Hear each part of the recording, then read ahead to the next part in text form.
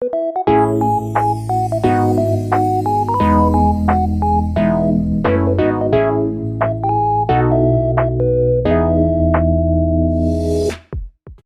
adlaw sa tanan, ako si Joseph Gonzales ug mao kini ang ebanghelyo sa matag adlaw.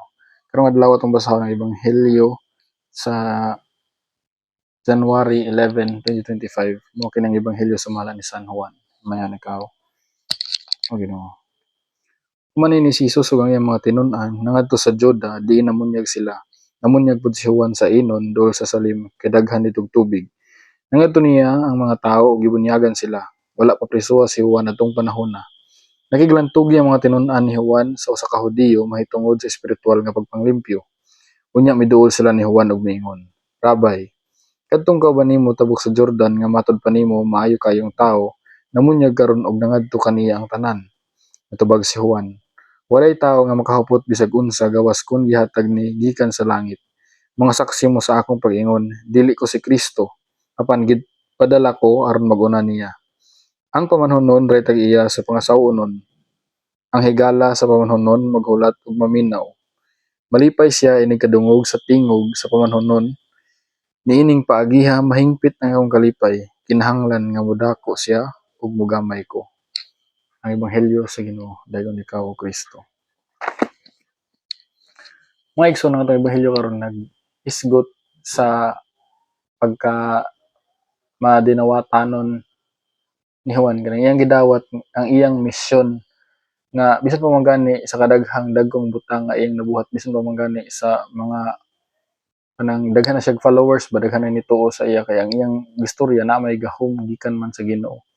Ang uban pa gani maingon nga basig siya ang Mesiyas, pero iya gyud kaning gitagaan og emphasis nga dili gyud siya mao ang Mesiyas. Hinuon siya ang gipadala para pag-andam sa dalan sa Mesiyas nga mao si Kristo Jesus.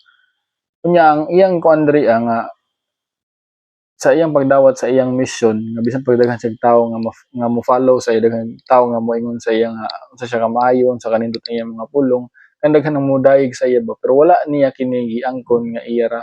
Hinuon niyang gihatagan og pasidungog ang Ginoo. Wala gyud niya giangkon nga tungod kay daghan na kay ni praise og ni daig sa iya, daghan na kay siya mga nituo sa iya, wala niya ni giangkon nga iya nig tanan. Hinuon pwede ba siya tumingon nga kung tungod ato daghan siya followers, pwede mo siya moingon nga ako sunod mo nako magkuan tag atong pawaling pundok, pero wala kay kabalo siya sa iyang mission, kabalo siya kung asa ra siya taman ug kabalo pod siya kung unsa ang gihatag sa iya sa Ginoo nga iyang padulungan. Sa ato pong mga kinabuhi kana bitawng mahimong kitaang, mahimong labaw or mahimong ang mga tawo motuo kanato o maminaw sa atong mga pulong. Pero man gani naay tawo nga moabot nga mas labaw pa day kanato, unya dili ta mosugot kana bitong mura og dapat ako ang inyong paminaw, dapat ako ra gyud.